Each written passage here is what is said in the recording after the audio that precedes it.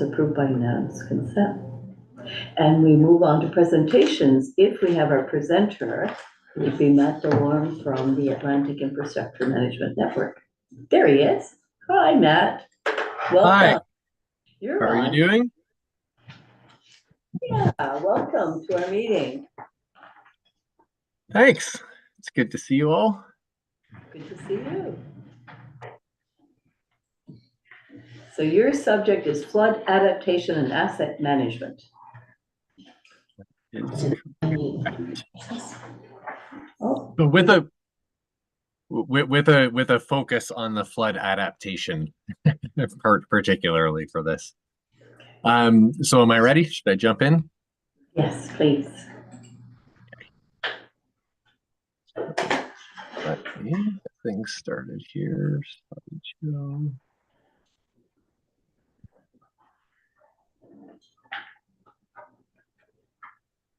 Sorry, I'm just my sharing sorted out here. Okay, so can you all see the screen now? We can. Perfect. Okay, so thanks all for having me here. I'm going to try to move through fairly quickly. There's a lot of material to go through because we've done quite a bit in looking at the adaptation project here. But I will have some time for questions at the end. So I am Matt Delorme. For anyone who doesn't know me, I'm the executive director of AIM Network. We are a nonprofit organization that helps municipalities with asset management planning of all kinds, really looking at long-term service delivery. And in this case, that includes looking at climate adaptation to protect properties and infrastructure from the impacts of climate change. So you'll remember about a year ago, we had an initial presentation on this, and we expanded the project scope to look at some comments that we got from the phase one of it, updating the concept design. We're still calling it a concept design, but I would say we're moving into the preliminary design phase, just because we needed to really get the costs where we needed them to. Revised our costing, not only for the latest design, but also for what were some pretty dramatic changes in cost basis for through 22 and 2023. And then ultimately, we're preparing a report to support funding applications for the future work. This is really important because across the funding spectrum, everything with the release of the National Adaptation Strategy is starting to focus on climate adaptation. So the Green Municipal Fund through FCM is opening up an adaptation stream first thing in the new year. And we're expecting an Infrastructure Canada funding stream as well coming up in May. So the timing is really good for this. And we've incorporated all of the pieces that we know that they're looking for in these funding applications. So just to jump in a little bit here on what the risks are. You'll see some charts here on where flood elevations can get to. Right now, looking at the current state, you'll see in 2023 here, we're looking at potential 100-year flood elevations of about 4.4 meters. To put that into context with you, that's just starting to get up onto St. George Street by the wharf. What you'll see in here is it's based on the mean high tide elevations. There's no sea level rise because it's currently, and then we did a bunch of analysis to see what the 100-year storm surge is. And you're also going to see something that takes into consideration that Nova Scotia is sinking over time. Now, when you see on the edge here, these RCP 2.6 or 8.5, what those really are best and worst case scenarios of climate change, because it is very uncertain, not only in the modeling of climate change, but there's a big difference depending on how much action we take as a world. So 0.6 you can think of as we did a lot and we really acted quickly to move on addressing climate change. 8.5 is essentially business as usual. where we don't even take the actions that we currently are. And you'll see there's a pretty dramatic difference. There's almost 1.5 meters difference in the ultimate flood elevations. One other thing I'm going to mention here is that the storm surge versus wind speed, we did an exercise to look at what we think those changing impacts are going to be over time, because storm surge in the Bay of Fundy is your biggest concern. And what we're looking to see, the reason you're seeing this going up 0.5 meter in the worst case is because we're seeing predictions that we're actually going to see more like hurricane winds here rather than post-tropical storm winds as the impacts of climate change come upon us. And in fact, based on this week, we may already be seeing those. I don't know how windy it was where you guys were, but I'm up just north of Kentville, and it was something like I have never seen before. Just got my power back on today, in fact. So what does that mean to us when we're trying to do these? This is why these adaptation projects are difficult, because we could run on the better than expected road, or we could run on the worse than expected road. Now, where that becomes difficult in planning is that this costs a lot more. It's a lot more difficult to do, has a lot more impact on your community. Whereas this one, we stand a chance of under adapting. So what we try to do is plan for what we know now, looking ahead, kind of in the nearer term, 30 or 40 years, and make sure that whatever we do now isn't going to have to be redone. We find ourselves on this worst track. So what that means in terms of this, like making decisions in an uncertain world. It's not just the uncertainties of climate change. We also run into this issue here where your tide levels, typically the mean high tide, I'll just say it's in the elevations that we use, is about 2.85 meters. And to give you an indication, your boardwalk is sitting at about 4.2, 4.3 meters. What you'll see is that when we see large tides, or your highest possible tides, this is with no wind or storm surge or waves, you can see it's getting up to 4 and almost 5 feet higher in those highest tides. And this is why you're seeing areas down by the amphitheater currently flooding in some of these higher tides with some wind events, because it does occur. However, this all impacts on how we do designs. We base designs on what is most likely to occur. And what we look at is that storms, when you get a 100-year storm surge event, it's not likely to occur at the same time as these things that only happen once or twice a year. So we base it on the higher mean tide. Now, you may get storms coming in with coinciding with these higher water events, but because they're so infrequent in the year, it's unlikely that you're going to have that coincidence where it's both those highest astronomical tides and storms. This is a really important thing to consider.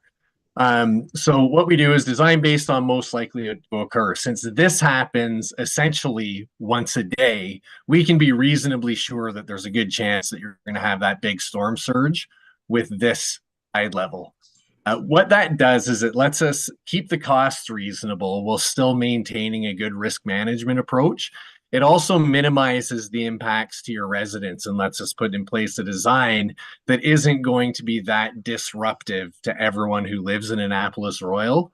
It also lets us design something that maintains a good view of the river, because if we started designing around the worst case scenario, which we originally looked at, you were going to end up with about a 6-foot wall there, essentially blocking views for anyone looking out across the river. And it's not necessary.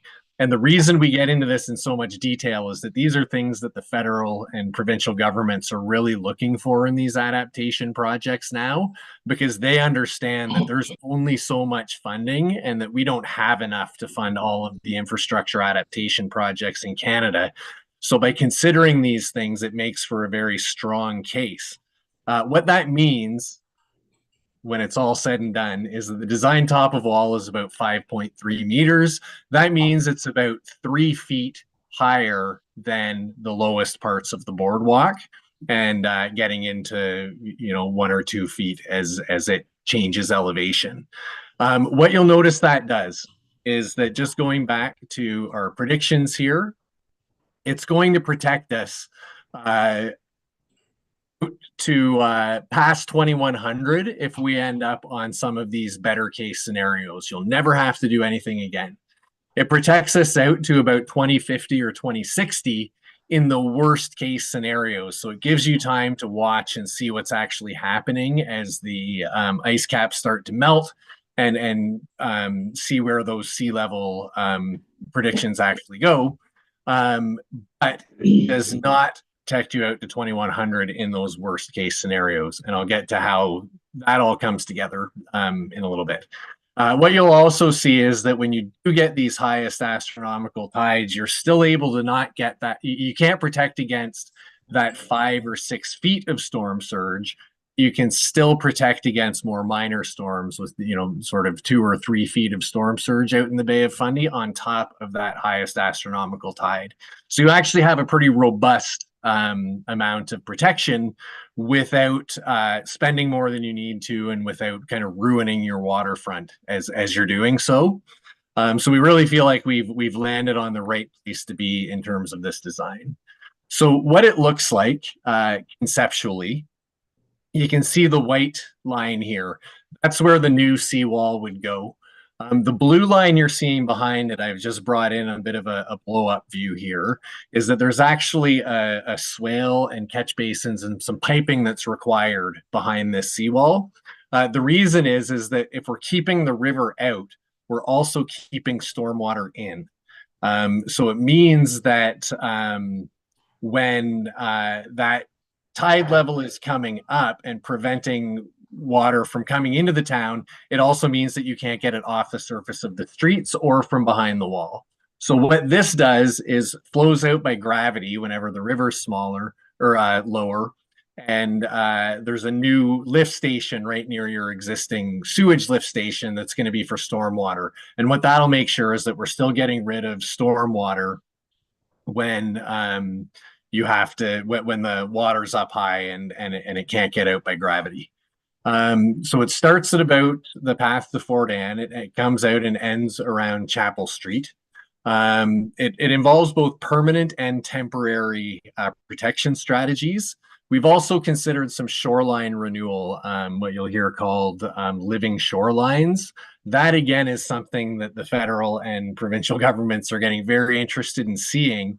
And because it's a much smaller cost compared to the project, we think that it's worthwhile pursuing that as well as the wall, because it makes for a stronger application. And we also have a plan for future adaptation. What happens if you find yourself out in 2050, 2060, still protected, but you're finding that, hey, we've been watching sea level rise and we're definitely on track for that worst case scenario, and there's been an unexpected sort of rapid collapse of the ice shelf. So what it looks like in section is there's a cantilever gravity wall. Working with Joy Elliott on the landscape side, she had some great suggestions as we were going through this. And what we've actually managed to do is maintain your boardwalk exactly where it is. We're going to have to pull it out and replace it. And we have consulted with Donnie Brown on that, and that it is possible to do. So it will need to be removed. The wall gets built and the boardwalk goes back in essentially exactly where it is. There's a handrail that's required on top of it. This is a section just looking at the amphitheater where the stage is. That's the amphitheater coming down. So you can see it's just going to be a small little wall that you can see. All of the stuff that's holding the water back and stopping this from flipping over is below ground underneath the boardwalk. This is just a section at one of the higher areas behind the Ackermans 265 St. George. And again, you'll just see that we're maintaining the boardwalk, don't have to impact trees or the lighthouse or King's Theater. So essentially, this is going to be able to go in without any major disruption to the existing properties along the boardwalk there. I mentioned that it involves both temporary and permanent measures. I forgot to mention this red line here. We really had a challenge in how are we going to maintain access to the boardwalk or to the wharf and the boat works here. So this red line here, you're going to notice that the wall stops there and there on either side of the wharf and boardwalk. And there's something that people have been using in mainly in kind of dense urban areas where the streets can no longer take the stormwater. And this is something that you would just keep down at the Public Works Department. You can see it rolls out just flat and people can drive on it. So when you start to get a notification that you might have a big storm coming in and might be seeing those big Bay of Fundy storm surges, you would basically come lay this out and there's two places for it to key in where the wall ends. This is someone deploying it in a river, and what you can see is as the water runs up into it, it actually folds up and ends up making a temporary wall. Now it's kind of hard to see in here. In the video, you can see that there is some water that sneaks through this, but that is going to get picked up by your lift station. So we are expecting that we'll see some leakage. There's also a pipe along this wall that takes in water. So as it starts seeping in under the wall, there's a perforated pipe in there that also conveys the water down to the lift station. That's much smaller amounts of water than what's coming in as storm water, so it will be taken care of by the lift station. And then once the threat has passed, you come out, roll this back up again, bring it back down to the Public Works office, and that's the only thing that needs to be done in terms of storm preparation. So I mentioned as well that one thing that all levels of government are looking for is this idea of adaptive design. So they call it adaptation pathways, and they want to know that there's a solution somewhere for what happens if you're on the better or worst case scenario. So we've minimized the cost and impact of this by keeping it a smaller wall. However, you saw in there that there is a chance that ultimately your water levels are going to end up about 3 feet higher than this wall can handle. So we started looking and came up with a little concept design here that we haven't run through into a great amount of detail. The good news is that you have 30 or 40 years to trial this out. Basically, it's something that hinges onto the wall. And when it's just at high tide, there's no storm surge. It hangs down off the front of the wall. It's just some floatable tapes with a membrane attached to it, a typical thing that we would use in stormwater ponds or tailing ponds. And when the water comes up, it essentially floats those, just think of something like a boat that comes up and down with the tide. It floats it up and the water pressure pushes it against this handrail. So the key thing is with this is we're going to design the handrail on this wall so that it can take that water pressure on it. For the wall right now, that's an incremental small cost, and what it means is that you just need to bring in these temporary measures in 30 or 40 years if you find that you need them. If you don't, and we're on some of the better case scenarios, you just carry on. But to really meet those high predicted water levels in the worst case scenario, you can do something that's a little simpler to put in, and you don't have to go dig up and rebuild a new wall. The other great thing about this is you'll notice that it's maintaining the use of your existing handrail as the thing that is going to resist the water pressure. That means when you don't have high water, you don't have to have a solid wall sticking up in front of you. So again, even in those worst case scenarios, we maintain that river view and we minimize impact to the community. Right. So, oh, right. That was what I was trying to think, what I was trying to remember to say. The other critical piece of this is when we've costed the wall out, level of water on it affects how much this thing wants to flip over or slide backwards or basically be impacted by that water pressure. We've done our preliminary design on this considering the full water level. So you'll notice it's quite a substantial piece of concrete going in there. And that's because it's still less expensive to build that now rather than have to go rebuild an entire wall in the future for those higher water levels. So just so you know, what we're proposing here can actually handle those higher water levels built up on it without having to rebuild. So here's just some sketches that Joy put together with how this is going to look like. You'll notice there's some existing salt marsh in here that we're retaining. This is key because that's what we're looking at doing for the rest of the project beyond where the amphitheater is actually restoring this high value living shoreline material. This is at the lighthouse. So you can see we're considering, and we have a separate cost estimate for building in new salt marsh because there is lots of funding available for it, and it does really improve the look and feel of the shoreline. Again, we're not impacting anything along some of these key structures. In fact, here we've actually moved it out a little bit to straighten out this piece of boardwalk in front of the lighthouse. So that it's if anyone's cycling or limited mobility, it's a little bit easier to get across. This is what it looks like at King's Theatre, again, where the boat building area is. We're not impacting that at all. We're not changing anything in how this functions. What you will see is about a 2-foot high wall here where the existing rock is. And where the stairs are to access down, all that's going to need is, instead of stairs on the one side, we'll reinstate them on the other side of the wall, and you'll need a short little set of steps to get up that 2 feet. So you'll cross over the wall and back down, but that access will still be retained. Not only that, we're hoping to not just access in there, but with the proposal here, doing the living shoreline, is we're hoping to actually improve that area in between the wharf and King's Theatre. So right now you can see that it's kind of got the old seawall in here, and it's not the most sort of friendly or attractive place to go strolling around in. What we want to do is improve all of the area in front of here by building a living shoreline, and I'll show you some pictures of that in a moment. And we're also had a look at this wasn't part of this project, but we were asked to just take a look at what's going on with the wharf and some ideas around there.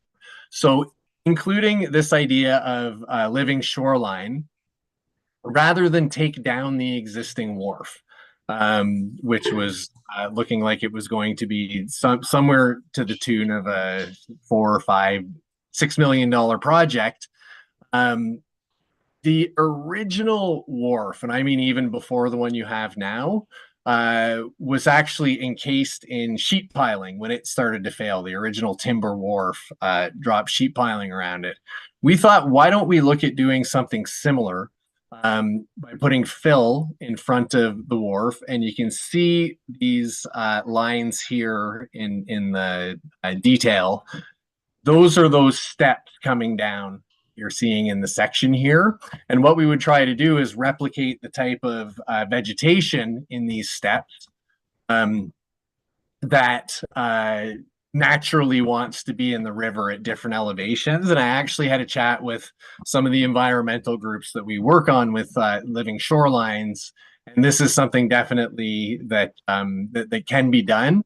And what you do is rely on the vegetation for erosion and wave protection, because it's actually really good once you get it rooted and settled in.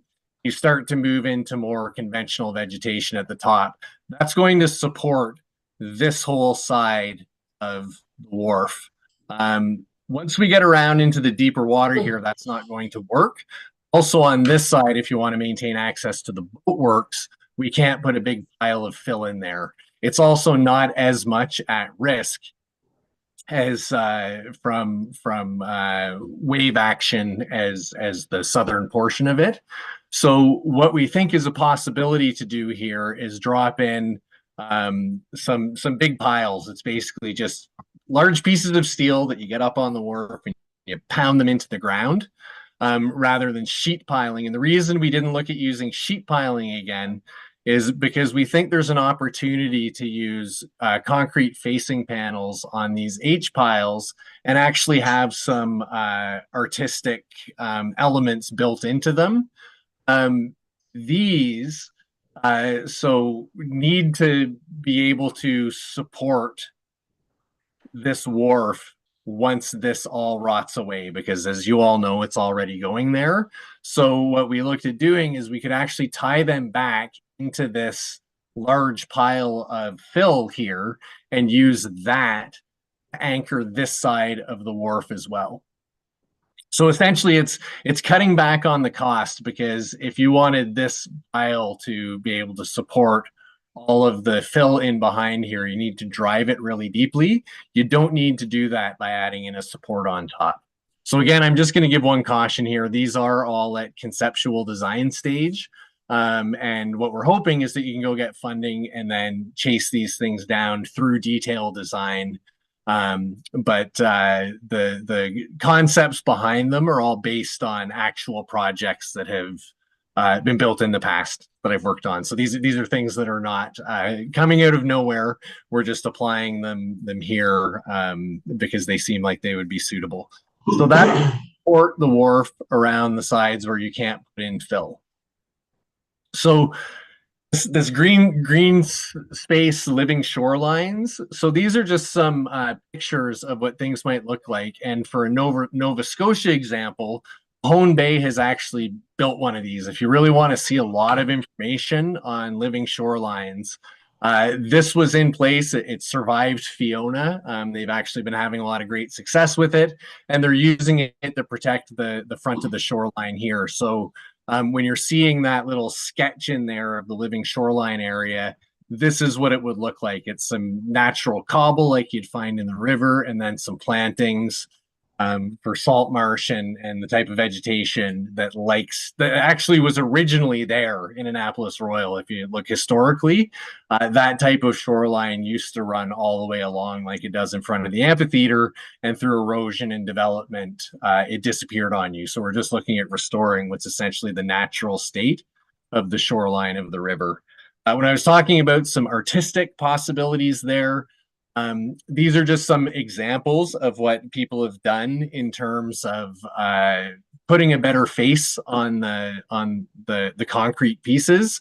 We think that there's an opportunity to do this both at a large scale, like you see in the corner here around the wharf, and also on a smaller scale along that whole seawall that's running. There's a really good opportunity to do something like the history of Annapolis Royal from, you know, pre-European contact and working with Bear River to have a bit of a story of the last 10,000 years as you walk along that seawall there. And so we've included that in the cost estimate because we really think that would be an opportunity that you wouldn't want to miss, so that people can actually see it as you stroll along the boardwalk. You'd actually be getting a linear history of the town as you went. So the current costs that we're looking at, this is, you know, the bottom line. This is what you're all interested in as council. Right now, the seawall portion of it, that's the seawall, the handrail, reinstating all the landscaping. It is not the future adaptation piece that will help for future water levels. This is just the current part that you will need to do now, is running at about $3.9 million. Shoreline restoration piece, we're estimating would cost about $750,000. And the wharf, oh, it looks like I didn't quite finish my line there. About $2 million for the wharf. Just one caution, because it was outside of this project and we tacked it on at the end. we're going to be not as detailed with that WRF estimate, and that's just because of what we could do within the scope. But we're expecting it's going to be somewhere in the neighborhood of about half the cost of replacing the entire WRF. So municipal contributions. This means that if you could get 70% funding, Annapolis Royal is going to have to come up with about $1.2 million. This is just for the seawall. At 60% contribution, if you could only get 40% funding, it would be about $2.3 million. How that looks in terms of the flood risk, and this is really important for the funders to look at, because we actually did an assessment where we said, what happens if these different flood events happen, and how frequently could they happen between now and 80 years from now? So we get these average cost impacts for events based on the different flood levels. So as they go up, you can see that the cost increases. What we're really interested in is what's the likelihood of this happening, because without digging into the detailed statistics, even a 100-year storm event still only has about a 2/3 chance of happening over the next 100 years. Obviously, that goes up as climate impacts increase, and we've built that into our modeling to see how often these things might happen. And what we do is weight that cost by the percentage that that's going to happen once, twice, or 3 times over the period we're looking at. So if we're only looking out to 2053, the weighted cost would be $1.8 million. So that actually says that looking at your kind of worst case scenario out to 2053, you would actually be better off just saving the money, letting the damage happen, and investing in restoring that damage. Okay. However, once we start looking out to 2100, even in the best case scenario, it's becoming very clear that your return on investment is starting to become really clear. You're looking at in current dollars, you're looking at double the cost of or I guess just under double the cost of the wall. So these are the discussions that we're putting out in this report, so the funders can take a look at it and see that it is necessary for you to do this. It starts to get really wild when you start looking at the worst case scenarios. If we start tracking at how often you'll see storms, if we're on the worst case predictions for climate change, then we're starting to get into current dollars that you would need about $16 million right now in order to withstand that damage. So again, in the medium term, it's a little less convincing. However, over the long term, it becomes very clear. And the argument that we make in our report is that you don't want to start getting into the next 20, 30 years without doing this construction, because you know that you're going to need it, and you're just getting into more sunk cost if you don't act immediately. So that just gives you a bit of a framework of how we're presenting the cost benefit. Because what we want the federal government to see is that, hey, you're much better to fund a project like this now than come in for disaster relief in 5 years, and again in 15 years, and again in 40 years. That it actually makes good sense from a cost benefit ratio to do this work. So I know that was a very rapid fire tour through the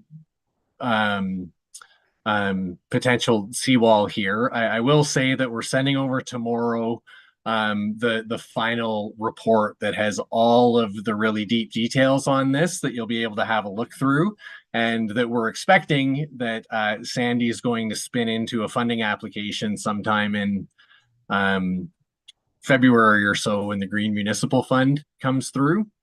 Oh, sorry, I missed one thing. Because of these numbers, looking at 1.2 and 2.3 million, that obviously isn't available. We're also making some recommendations to you that you look at some what we call novel financing options. One is that you should really engage with your business community on the main street. This is something that we have all become accustomed to, is that with disaster risks and everything, government comes in and takes care of it. There's a big push right now, again, with all levels of government understanding that there is not enough money to support these projects, that people start looking at how to bring private capital into financing projects. There is a way to do that. We haven't done the detailed analysis here, again, because it's outside of scope, but it's something that we'd certainly be willing to help with in the future. But insurance typically doesn't cover overland flooding. You'll see people from Fiona, they're still waiting to get their emergency funding. They're not getting all of their emergency funding, and they're suffering from interruption to business and other outside economic costs as they're waiting to get that dealt with. Insurance, unless people have it with cooperators with the really expensive kind, will not cover overland flooding. So there's some math to do here to engage your community with on the main street and say that supporting a project like this actually makes good business sense. That would definitely take some thought. It's not something that we expect to be received with open arms. But given that these are private lots with private property at risk, this is something that under the National Adaptation Strategy is being encouraged to see if we can bring in private capital into supporting these. And I'll tell you, the numbers make sense. It's again, when you look at these potential damages here, it's much cheaper to contribute some thousands of dollars to support a project like this rather than waiting for a disaster to happen and having your business shut down for a year or 2 years, along with all the other impacts. The other thing that we're suggesting is that given that you're a national historic site with lots of foot traffic and lots of tourism traffic, is that you start to go out and engage some of the bigger private industries, Bell, Rogers, Irving Oil, those big private industries, because this is a good chance for them to be real climate heroes, and people are going to see this all of the time. For them to have something that, I say tongue in cheek, this amazing, beautiful, artistic seawall brought to you by Bell Canada. And we think that there's a real opportunity here to fundraise some of that by actually looking for private sponsorship. So again, we're including those recommendations in the report as food for thought for you as you go forward.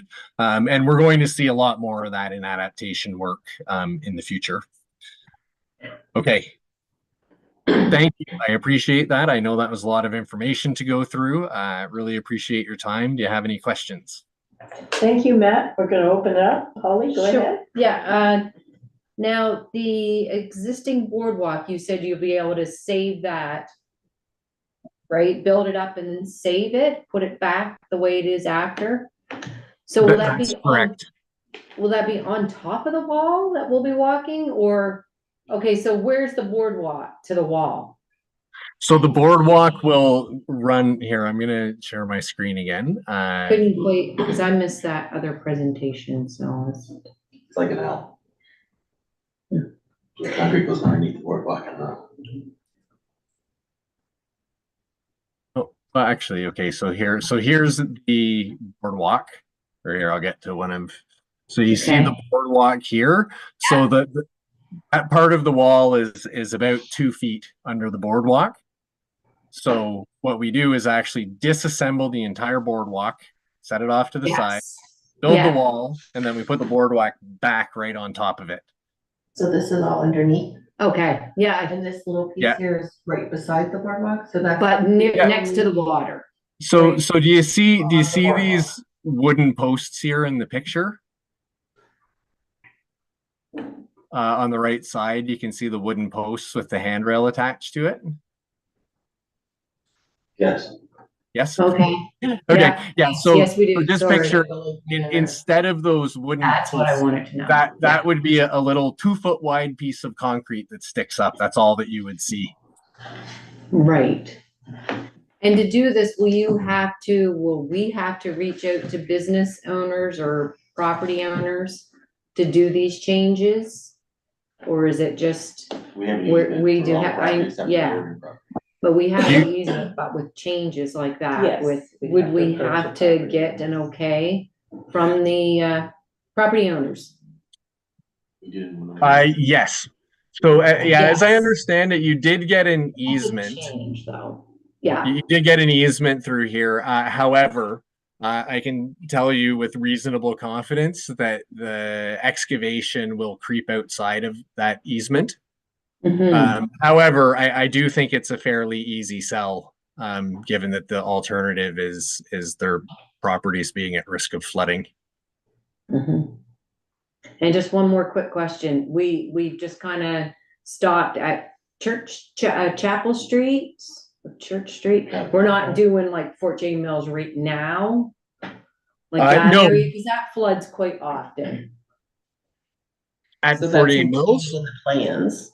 There's been no discussion on Cost and, what sections or if you're gonna separate it all out, right, but right? with this one here, it went from A It to stops B. at Chapel Street, but the Yeah. area from Chapel Street to the beginning of the subdivision at Fort Jane Mills is one of the low areas that allow water into. yeah. So area. we have a topographic survey, and essentially we've stopped it at Chapel Street where the ground gets to the height of the wall. Okay, And you can see just on this little animation here. So just it starts out looking at the potential flooding where you see it at the least amount. That's looking at the kind of 2050 or best case 2100, and then it floods out into the worst case 2100. So you'll see in those early best case 2100, worst case 2050, 2060, 48 Mills should not be flooding, except, down off the coast, but the actual houses won't. Well, that's all deceiving because it's protected by the causeway. It still floods. It doesn't. That's. Oh, This is not accurate, right? Am I incorrect when I say that the map you're showing us with the flooding isn't accurate because it doesn't take into consideration the causeway, which protects water levels on At the back on here? the eastern side? Yes. yeah. So that's something I didn't go into that in detail because we did quite a bit in the last year previous presentation, but I'll touch on that again because that hasn't changed. So you are correct, is that when they were operating the tidal power plant, they were managing water levels so that it could not flood back here. However, with them shutting down the tidal plant and depending on how this flow through gets managed, if it's uncontrolled, you will flood back here. So that's actually a big issue, and again, we have addressed that in the previous version of the report because this will need to continue to be operated as a floodgate. It is right. What's that? It would have to, because as you go up the Annapolis River, people have built on land that would be flooded otherwise. Absolutely. So the problem is that is currently a game of hot potato where no one is committing to anything. And it's hard because you can't do anything about that. It's Department of Natural Resources, Nova Scotia Power, it's all wrapped up in that handover. So we have stated very strongly that needs to be considered, that this needs to continue to be operated with essentially it needs to be shut down. If there's going to be a big storm surge in the Bay of Fundy, we need that closed off. If that was closed off. So if that is functioning as a floodgate, then the animation of the flooding over the Ducks Unlimited and flooding in the backside of the town it's gonna flood every high tide. Well, it would, Because the dikes have been taken out. The dikes were protecting those lands before. So if we didn't have flood protections at the causeway, then every high tide, that's gonna be underwater. but, yeah, but we do, if it is a floodgate, then that animation is not accurate because it's not gonna flood because we have a floodgate. Yeah, and Correct. the causeway, the tidal power plant isn't the floodgate, it's the gates. the gates, which Yeah. have been there since 1960. Exactly. Like our I don't know, concern. One possibility is that there's a bright idea to essentially renaturalize the river, which would be a great thing. But as you mentioned, you know, people might get down that road pretty far without thinking about everywhere that's gonna impact. So all we're saying is that, you know, we're just being very clear that somebody who is not going to be Annapolis Royal needs to work with the town on operation of that floodgate to protect the backside of the town. Because essentially we have this nice wall in here, but yes, the causeway is a critical piece of flood protection infrastructure. And it's always a danger when it's, you know, sort of lots of people with hands off on things that don't want to take responsibility. We want to try to really push that with this report, that And that somehow someone says, yes, we will operate a floodgate and this is how we're going to do it. This is our operations plan, so that we know that at those king tides and the you know, the kind of highest yearly tides, that we know that's going to get shut off. We know that there's a process when there's a hurricane rolling up into a tropical storm, that someone's going to shut that off. We have a question from Deputy Mayor. I actually have 4. And then I have questions too. So, my first question, I guess, would be on with regards to the wharf. There was some indication that the wharf does protect the lower St. George Street. So is that in this plan? Does it actually protect lower St. George at all from the surges, or? So the short answer is no. So what really drives the water level here is just how high is the Bay of Fundy. So it's actually the wind reach across from New Brunswick toward Nova Scotia, for lack of a better term, pushing the water up down at Digby Gut, and you feel it all the way back up the Annapolis Basin. Your wave impact, like just which the wharf would protect from, is actually fairly minor, because it's only being driven by wind coming up the basin and across the basin. So no, that storm surge water level is going to be the same on either side of the wharf, whether it's there or not. Okay. Second question is, Department of Environment would be okay with the ledging idea for the south side of the wharf, going out that far and onto the into the basin? Yeah, so that's a big reason actually why we looked at doing it as a living shoreline instead of a pile of rock, because I've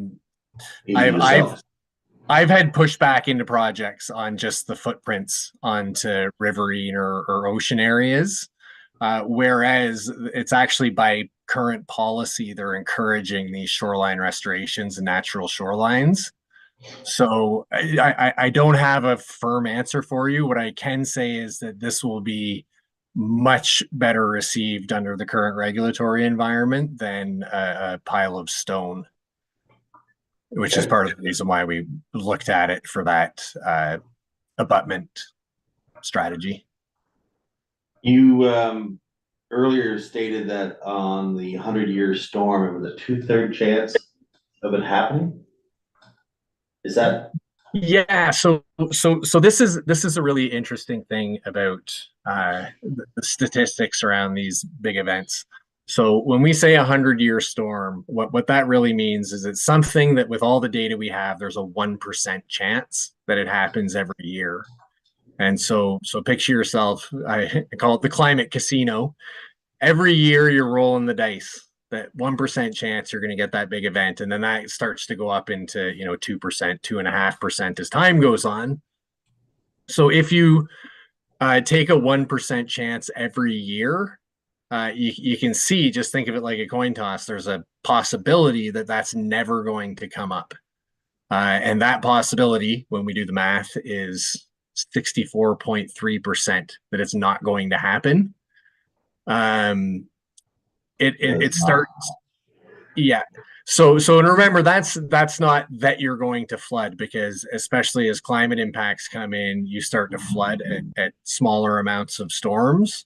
So if we did the math, we could say that you're virtually guaranteed to get a catastrophic flood event in the next 80 years. It may not be the 100-year where you're getting that, $7 million of damage. Right. So yes, but there is always a chance that you don't see that event in that 100-year period. Okay, and my last question had to do with your insurance comment. All commercial policies can have flood coverage. So any business that's a business, that's a commercial policy, can have flood coverage. Any residential home can buy overland flood coverage as an additional cover. So if that is taken into consideration, do you take those numbers into consideration that the insurance industry alone would be able to pick up the property damage by most of the flood when you're doing your offset, or whether it's worth it or not? So we don't, and I'll tell you that if taking that consideration, if you're looking at just the risk to municipal property, then you shouldn't build this wall. I'll say that flat out. So just a couple of things with the insurance. So residential, I believe that there's only two groups right now, Cooperators being one of them, that offers residential overland flooding insurance. And it's really expensive. It's really, really uncommon that you'll find people have that type of insurance for overland. Commercial, I'm not as familiar with, so I can't speak to that. If the majority of those people did have commercial insurance, what you might want to discuss is how long are those businesses shut down, and what is the revenue cost depending on when the storm happens. Because that would impact if you were going to go and engage the community there, which is going to be primarily a business community. Those are the sorts of things that you would have to really get nailed down to look at the dollars and cents and see what the ask would be from them, because you want something that makes business sense to them, right? But anyway, definitely our numbers are just what is the damage, because we look at it as someone's paying for it somewhere along the line, whether it's insurance being borne by the insurance industry and rates going up, whether it's the federal government emergency management with our taxes going up there, or whether it's municipal taxes going up because you're building a seawall. There's only one ratepayer, and it's us.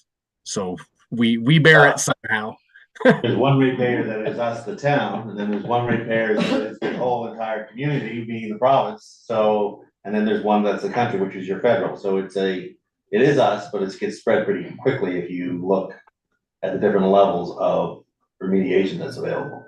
It does, but just to be clear, what I'm talking about when I'm saying that is that this is like, we're looking at this very specifically for your project here, but when we're looking at it from a climate preparation point of view, We do look at it in aggregate like that because, like, think of the atmospheric river out in BC, the fires in Ontario. Like we bear the cost of that. So it's more, what is our like national strategy in attacking these adaptation projects? And yes, you're absolutely right. Is that if people don't do this in Ontario and Alberta and BC, it doesn't make sense. But there's a big push from levels of government and a lot of us working in the climate industry that we need to think about things this way because they're not isolated impacts. So just sort of clarifying, that's where I'm coming at this with that view from it, is that these projects 1,000 times across the country. Councillor Hafting. Hi, Matt. Looking Hey. at your page, cost and capital financing. Yes. So you gave us 3 scenarios, right? And I'm looking at the previous draft version of this report that you presented in November, and those figures were 50% more. So, for example, the cumulative percentage weighted cost was it was 3.8 million, but tonight you said it's 1.9 million. And when you look at all those numbers, they're now 50% less. Why is that? What did you come up with in the last month that's brought those costs down? Do you mean what was your reasoning? Like from the public consultation? Yeah. Okay. So, yeah, good question. So on the public consultation one, I was actually still carrying the costs from the previous draft report, and so the difference is a combination of 2 things. Is one, we refined our flooding estimates as we've been finishing off the design here, what those actual elevations are going to be. And I have no other way to say this, is that we were looking at the chart datums and our survey datums, and I have no easy way to say this.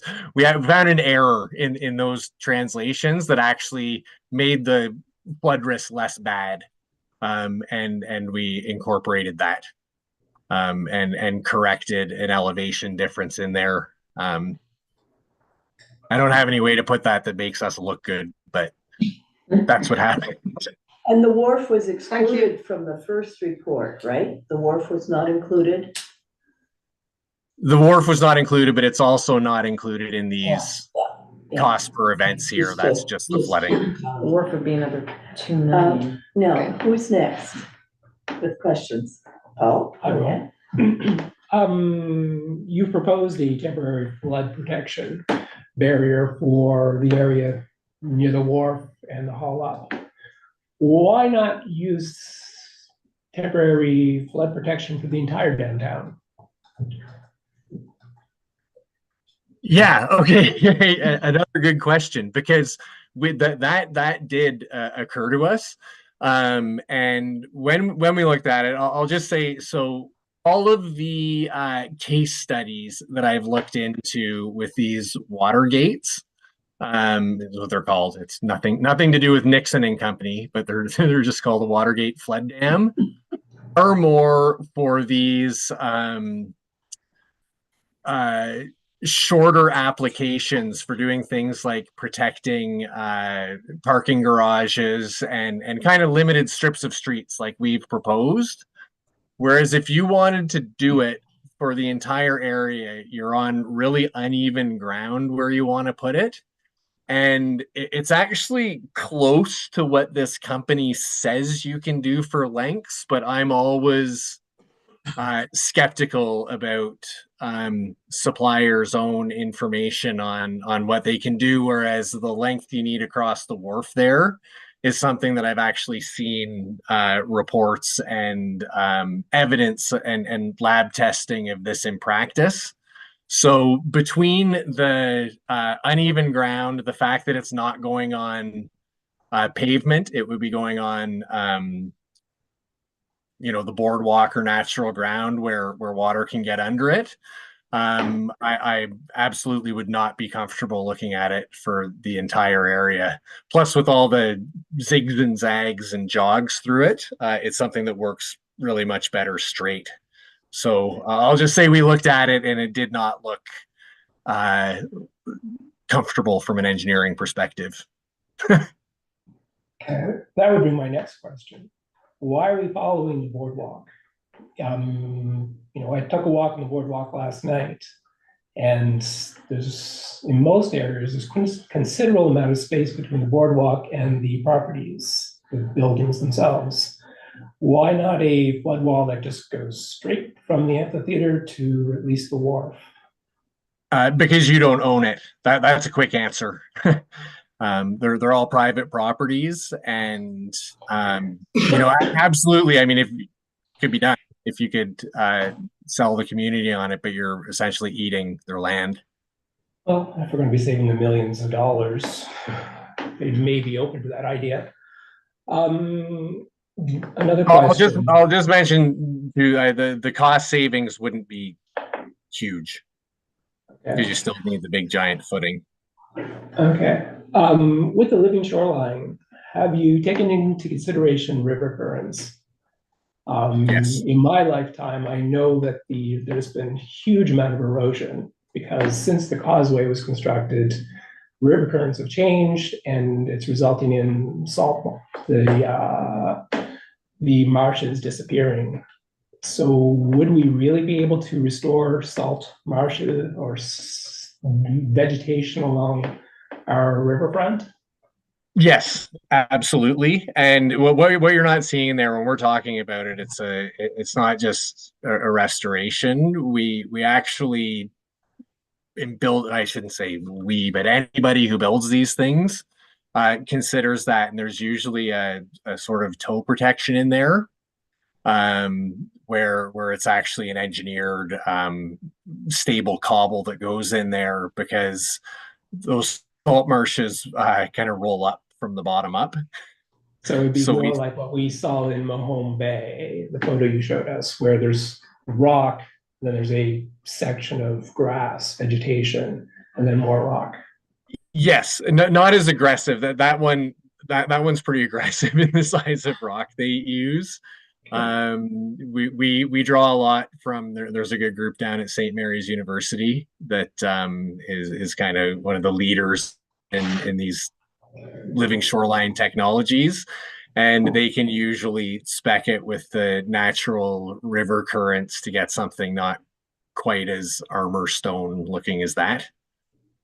They're also on the south shore of Nova Scotia, right? And they get a lot of weather hammering in on them that you won't see. So, but yes, that in principle, yes. And one last question. Okay. Yep. Yes. What's the life expectancy of the wall? 100 years is typically we design a concrete wall around. Yeah. The reason you're seeing those 80-year projections is just because the current climate science is really looking out to 2100. So we just don't have the good data, but the wall itself is built for an 80 or 100-year life. Thank you. I had one question for you, Matt. Would this, because of the riparian barrier, would that bring back Ducks Unlimited to the table, do you think, for the marshes? I don't know, because typically Ducks Unlimited, when I've run into them, are more on inland ponds. And I don't think that they get involved in the salt marsh work. That's usually Tony Bowren with CB West that gets into that. And then again, the people down at the university. It wouldn't hurt to bring them out to the table. Michael, did you have another question? I just have one quick question, and where the boardwalk is new, and the life expectancy of the existing boardwalk is probably 20 years. Would this the delay or changing it at that time, would it be beneficial to be able to upgrade the boardwalk at that time? We're not gonna be able to upgrade anything when we do this, right? But we could if we were funding. Sorry, I'm not sure, is the question, Tear up the boardwalk, put the concrete Yeah. underneath, and then put it back down, yes, right? So if anything that would needed to be replaced at that time, any bad boards, you'd be able to do it at that time, correct? yes, So I'm just, the timing of it, you know, it was, I don't know, 8 years ago, we could have done the whole thing at the same time and did a whole boardwalk. I think the boardwalk's like 8 years old now. Yeah. So the life expectancy of the boardwalk is probably another 15 years, 20 years maybe if we're lucky. Yeah. So just if we did delayed it 15 years kind of thing, would, like, according to the first 50 years, it's a toss up whether we need it right away, but I mean, if we were scheduling it to. oh, I see. Yeah, so yes, so with the predictions here and all those things that I kind of talked about in terms of the likelihood of storms happening and those combinations of events and all that and the potential damage currently, yes, I actually, if you know, if what you're asking me is should you be really worried about delaying this 10 or 15 years, there isn't a huge, there is a risk. There isn't as big as a later risk in doing that. However, your biggest risk with that is that the feds and the province are all hot for adaptation right now, and you may not have any adaptation funding in 10 or 15 years. That's, you know, it's the unfortunate reality of this is that you may lose out on 70% of the project cost. Maybe much more. Maybe much more, yeah. I mean, inflation. If suddenly temperatures rise and ocean levels rise. Are there other questions for Matt? Think that. Thank you. Thanks. Thank you. Any other questions? So this is your, it's not your only opportunity, isn't it, Matt? Matt, really appreciate this. Thanks for making the time and appreciate the counselors took the time to hear what you had to say. Yep. Sandy, did you have anything before we leave this? So we're getting a report tomorrow. Is this true? That's what we're aiming for. I'd take another couple of days if I could get it. No, we're good tomorrow afternoon. She's a slave driver. What can we say? So yes, but the short answer is yes, I would like to get it to you because I want council to be able to have a read over it, and it's actually the end of your funding project.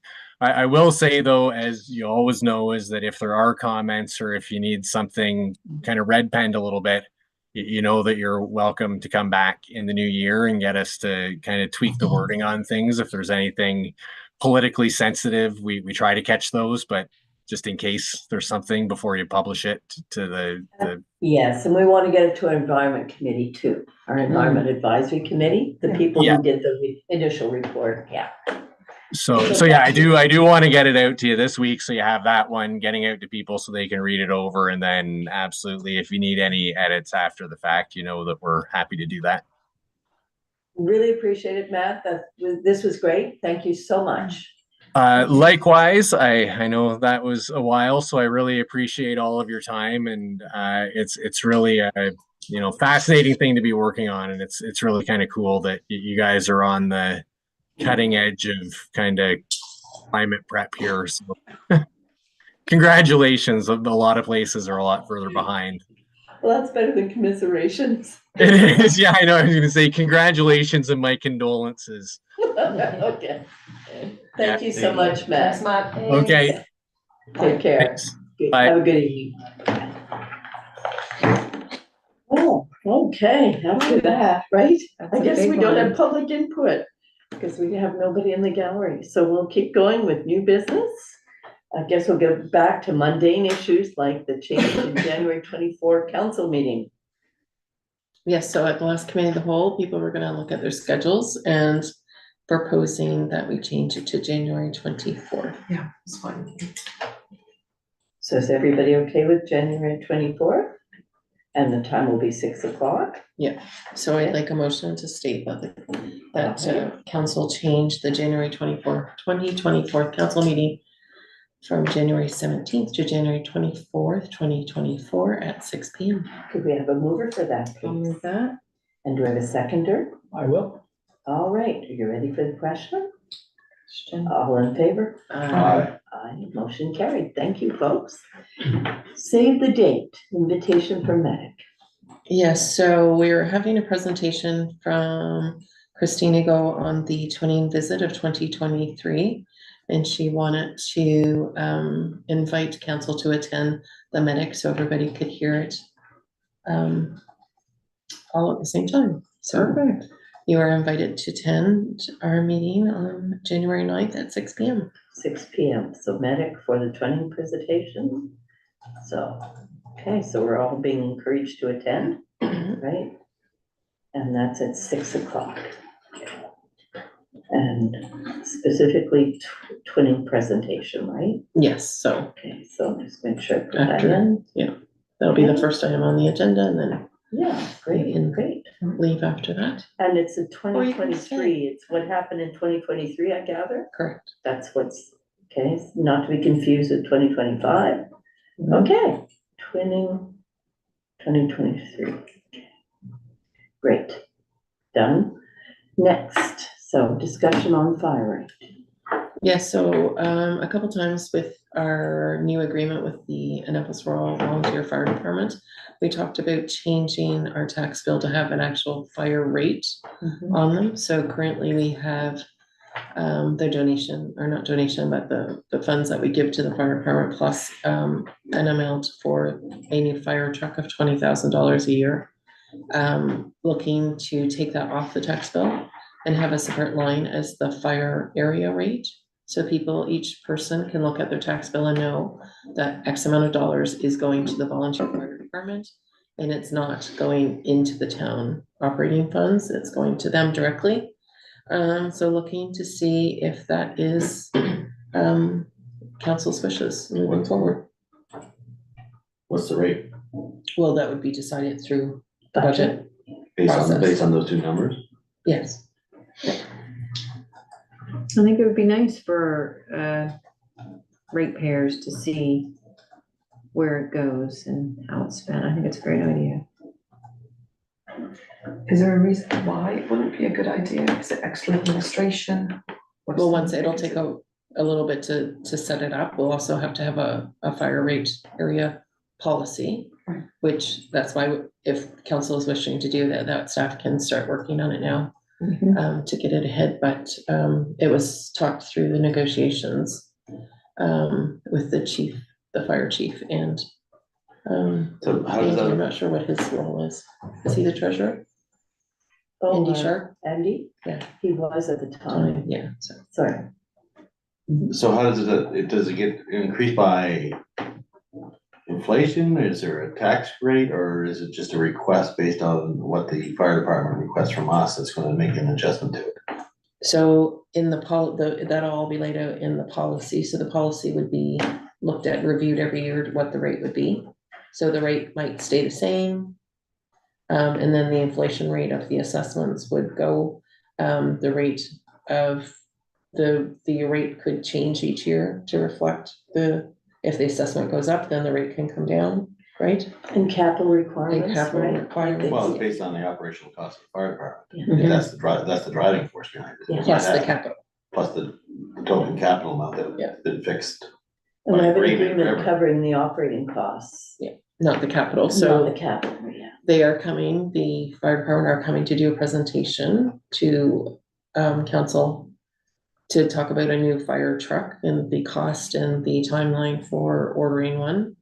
But they were waiting to they had a building, and it's kind of not inspection, but they've the county of Annapolis has hired a contractor to go into each fire department and kind of do a overall review of them. And so that report should be coming back early in the new year. So they were kind of waiting for that. So we can have all the information together. What kind of review? Whole Capacity department, review, like, capacity review. departmental capacity, because they have 11 fire departments. We want to see where they're all at with respect to training, equipment, everything. And we- Building, Will we have a copy of the fire department's budget by the time that we make a decision on that rate? their budget? No. So we're basing this rate on two variables. One is the cost that the fire department has and the capital costs. But the cost, that's the variable one, we won't have any indication of what they need at the time we make the rate. Probably not. I have a copy of their last financial statements that we were given, can't remember when now, probably past the summer, after summer. So maybe September, October, can't remember. And Don't this quote year me they on that. went with no increase because they weren't ready. So we currently give the fire department how much? I'm not sure. I'm thinking off the top of my head, it's 55,000 plus the 20,000 capital for the truck, which isn't nearly enough of what needs to be put aside for our one truck that we pay for. Okay, and that comes out of our general revenue, general tax revenue. Correct. And before we gave it to them, we gave them the 20,000, they kept it in a bank account. And then when they were going forward to buy the truck, they would use that. With our negotiations that we had with the fire chief, we talked about including our fire truck in our vehicle replacement policy, which is the next item on the agenda, to see if we wanted to add that in so that we know how much we have to budget each year for our one truck that we're responsible for. Okay, so we're taking this out of general revenue, having a standalone fee that we'll be charging ratepayers. Knowing the rates are going up, understanding that capital rates for fire equipment is really going up. Okay, You mean like trucks? Yeah, And the last time I talked to, Chief Cranton, there was like, I think, a 12-month wait for a fire truck. So it's kind of like in the next couple, like it's something that we have to deal with probably next year and the following year. Is it typical for other towns to have an area fire rate? Yes. They do. the county does. The county County does, I does, don't know what towns do. Yeah. I don't think Digby does. But we're I allowed, don't know what the benefit, my biggest concern, I guess, would be the financials from the department should be in hand prior to us setting a rate. Otherwise, if there's a difference it comes out of general revenue. well, it's been flat for years, so that's about to change. Yeah. So the reason for instituting it is exactly that, to meet the demand that's coming. And to prepare people for the fact that it's going to cost more for fire protection because it's been flat. They don't have volunteers, they don't have the right equipment. We kind of know where this is going. And so people would know exactly that it's attributable to this additional fire cost. the But- volunteer. There's, the one factor that affects us is that part of that budget down there is paid by the county. Correct. So the county decides to cut their funding because they have 11 different fire departments, then that'll adjust our rate pretty quickly. Or if they decide to increase their funding, it'll adjust what we have to provide as well. The So- difference is we have an agreement with them, and so we're down to one piece of apparatus. So we have an agreement that covers exactly what we're going to pay. You mean The county you chose mean not to participate. You mean the vehicle? Yeah, so all we're dealing with is our one vehicle. We're not dealing with their equipment. So we've segregated the costs, so we know exactly what we're paying. We entered into an agreement with the fire department for exactly this reason, so we can know what our costs are going to be. And once we have the agreement, that doesn't mean that rate is locked in for every year. It gets reviewed with budget as every year. Right? Yeah, and I understand that process, but I mean, the fixed cost for the capital is one thing. It's the other portion which right now we're suggesting is 55,000, and come budget time, it could be, we don't know, because they could say, well, we need 80,000. But actually, the operating is down. We're waiting for whatever the county formula is, but our share is nailed down in terms of what we cover. And I can It's try in to the get the agreement. budget, It's in our agreement with Yeah, it's in the our fire agreement. department. Yeah. which we cover, what we pay for, yeah. What we pay for. We clearly itemized what. And it came we to pay for. council, so council reviewed it. And talked Yeah. about putting the, But there wasn't numbers assigned to what we, at the time. no, like there aren't any department that come in with their budget every year. And we're good at that. Okay, so just going back to that first part. I mean, it was told that we're not gonna have their budget in time before we make our rate decision.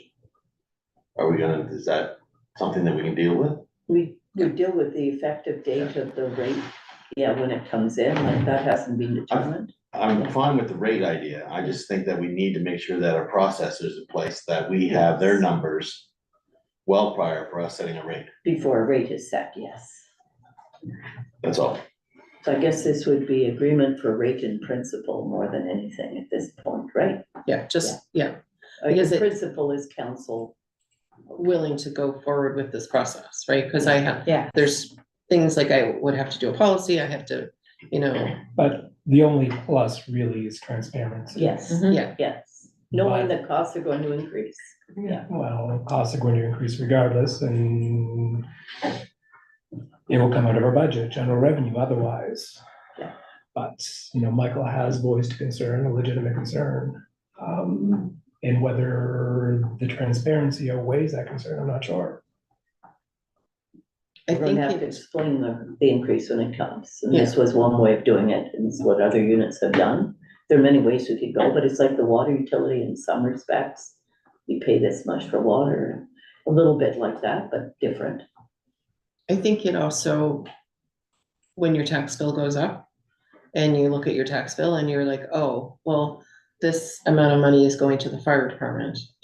If I had a fire and they came and they helped out, it's, I think, easier to understand, oh, that's why there's, $300 of my tax bill is going to the local volunteer fire department. So just, it's clear cut, this is the amount that is going to the volunteers from our tax bill, but otherwise it's just hidden, right? Nobody knows how much we It's in our are giving budget. to the, level that everyone it's in, yeah, can but, potentially read online.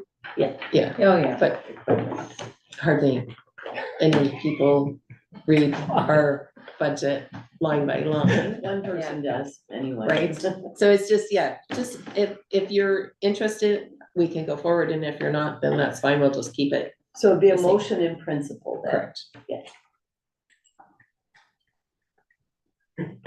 So I do have a draft motion that it is regularly moved and seconded, or that council agree to proceed with a fire rate for the 24-25 budget process in principle. Adding the words in principle. I would make that motion. Do we have seconder? Any further discussion? So this is just to work out the details of In this, not to principle, create. exactly, yeah. Have a look Yeah, at it. okay. So ready for the question? Mhm. All in favor? Aye. Aye. Motion carried. And may vote? Oh, sorry, missed that, thank you. And do we wish to have it recorded? Okay, all right. Vehicle replacement policy is next.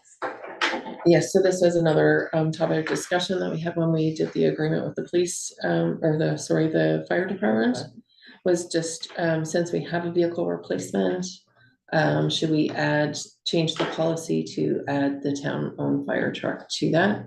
Or just leave it as is and just have a certain amount allocated each year that we set aside for the fire department's truck? Yeah, go ahead. The money that's been set aside to this point, is it in the hands of the fire department right now? No, so we used to send it over to them. Right. And when we started having the discussions, we had kept it. So the last couple of years have been there. yeah, Just in an account, sorry. Yeah. So adding it to the vehicle replacement policy makes sense, 'cause that's what we do anyway with our cars, wouldn't it? police cars, our public works Public vehicles, works vehicles, and the yeah, police. back home. What it means is somebody's gonna assess it, Well, that's it, because every they've been year. under assessing what they need for vehicle replacement forever. Yeah, So the idea was the policy would force assessing the need. So subject council. quality and. So right now, we know, we've been told by the fire chief that the 20K that we put aside is not nearly enough to Okay. cover. And that's just the basic vehicle. The department has always paid for the extras, like if they want the shiny wheels, Right, they pay for that themselves out of their own money. We just cover the basic truck, and if there's extras, they fundraise for those extras that they're looking to and have. they'll continue to do that? Yep. If they want, okay. And when did you say this vehicle's reached its like expectancy, or we don't know, once it goes into the So policy and- fire trucks are only allowed to be kept in use for so many years. I think it is maybe 10 or 15, and then they have to get an inspection, and they can get an inspection for an extra 2 years. Yeah, Is that until correct? 17. And then they have to be turned over, yeah. Okay. And like I said, Chief Cranton is gonna come and do a presentation on the fire truck and the costing and Okay. all of that We don't later need to- on. yeah. So it was just if you wanted to add this vehicle in the policy or leave it the same. Is there a benefit? Well, we have the policy, so it just would be keeping all of our town vehicles in one spot and I think the benefit is you're forecasting costs, whereas now that doesn't happen. We don't So- make surprises. Well, you do that where it's at. Well, except it hasn't been done by the department. No, that's, This would allow, if, they're willing to go under the town's policy. It didn't seem to be an issue in negotiations. And we thought it would be good to know the cost of these things. Being proactive, Yeah, and then we know. Yeah, it keeps it on the radar every year, we review it. well, it's been undercapitalized forever, so it always comes as a big shock the year Yeah, the truck Yeah, is that's, bought. yeah, we don't want that. I don't see any reason why we wouldn't. But again, you could do this in principle again, meaning you're waiting for a presentation, but so you could do the same thing, approve in principle or not. You know, same thing, But reserve, you know, reserve judgment. But right now, we're still, it's in our hands anyway, right? Yeah, and we can do the appraisals in, right now anyways. That doesn't change. The only benefit I see is if we're investing our capital funds set aside for these vehicles, we're putting them in an investment form. If it's gonna take 17 years, and you're putting 20 grand or 50 grand away to offset that, we should be investing in. And if there's a bigger pool, it makes more sense. And then we just draw out when we need the vehicles. I don't think we're doing that right now. well, it's, Are we investing our capital reserves for vehicles? yeah. So it goes in with our whole, when Melanie invests, it uses those portions, So she's putting it in with the rest of the investment at once? probably, yeah. I can confirm that, but yeah, she, I'd like to have that one Uses- confirmed. because right. If it's the timing of the vehicles coming out, would have to, well, that's why we have the list, so we know which ones are each year, right? I know, And so with this 20K, that's definitely should be probably 50 every year.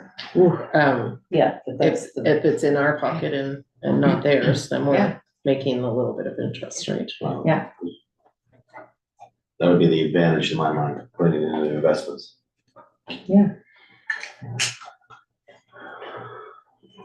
so do you need anything further tonight? Well, if you want me to move forward with the policy, then I need a motion to amend the policy to include the fire truck. If you want to wait and, Can we get confirmation on how the investment of the capital funds going? Yes, absolutely. I'm in favor of moving ahead in principle. well, is that a motion? I wouldn't need in principle, it's either I have to amend the policy, Right. or if you want me to wait, then I wait and amend the policy So later. it sounds like you could bring the policy back with the answer to the question. Right? And if you Question be the investment side of it. Yeah. Okay. Because that would have to be part of that policy anyway. That we invest the funds for.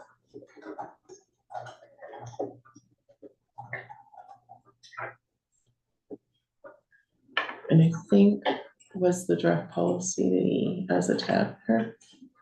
No, but replay, it didn't have a No, tab, so okay. you're right, could have gone to it, but. Yeah. Yeah. Okay, all right, so direction there. The next thing is we have letter request to Annapolis Regional Library, tab 4. So that was just our initial request, wasn't it? Yeah, so that was just, For information of what we sent. that was the past, yep. Yeah, And so I- that was the request that was made in 2021. And so I've been talking with the CEO and they are meeting in February 14th, I think. So she's looking for a new letter of what we would like, if there's any capital improvements that we want to do, or any other requests that we may have at this time. So looking for your input. And I also included there, I think, our current cost of the department. Did I not? You did. Yeah. Okay. But that was current cost, nothing, because I wondered, the numbers are different from the Yeah, so letter. that was the current Yeah. cost, and, because now, in the previous letter, it was just 50/50. Yeah. So now we've gone by the square foot, so that these are actual costs of the library. Okay, so 18,388, is that all in on the attachment? The cleaning, they, Yeah. numbers that up. 18. Those, you have to add up all those, yeah. Yeah, but Yeah, is that, I was wondering, is that the total of everything that said library? Yeah. Okay, The 18. so over to members of council, what would you like to do? I just say we spend a heck of a lot on cleaning supplies. So we do. We do, yeah. It's like $600, almost $700 just for the library. 2 washrooms and. Yeah. Our costs are really high. $1,400 for the entire building Yeah, for well, cleaning supplies. a couple months ago, we had a paper towel theft. So they were coming for paper towel every other day because people were taking it with them. Wow. That's too bad. Yeah. So we did have the original request, so Paul, did you have any ideas? Because we made an initial request. We made initial request. Initial request is what? To have our costs covered, which our memorandum of understanding doesn't actually allow for. So I think unless the board is amenable to subsidizing our operating costs, even though we do have the memorandum of understanding, we probably would need to amend the memorandum of understanding in order to receive assistance. Guessing? So how does council feel about that, requesting that it be amended? And Because I there's, think there was also an error in the letter that came back to us saying that the act precluded It's- operating costs. Yeah, it's their disbursement policy. It's their that was- policy. Yeah, And that was So, not part of discussion with the town or anything. But we're really concerned about the memorandum of understanding. Yeah. But if that's what we want, but then there's $40,000 to be spent every year on on the capital. Annapolis Royal Library. And even if the board did decide to cover part of our operating costs, that maxes out at $18,000. That still leaves $20,000 plus that needs to be spent on our library each year. Yeah. Including $40,000 for this fiscal year. And the other thing is, we still have the revenue shortfall. The staff have got it down from 18 to 16.3. But the fact is, we're gonna run out of money. There is that still, the reason we wrote to them first place. Yeah. Anybody else on this point? And the library is fairly new, so there's not many capital repairs or upgrades that we can do. They are working on this year getting the heat pumps installed. I'm not sure if that will be done by March 31st, probably not. But I know it's still on their agenda to do, but, What And about that's bathrooms? already been budgeted for. oh, So it's so coming out of a a different, separate oh, sorry. amount. Okay. It can also be used for staffing, increasing the hours of our library, improving the technology at our library. It goes beyond just. Yeah. Physical changes to the building. Okay. So the question then, do we want to entertain or think about what changes we would suggest to the agreement? Is that the direction we want to go in?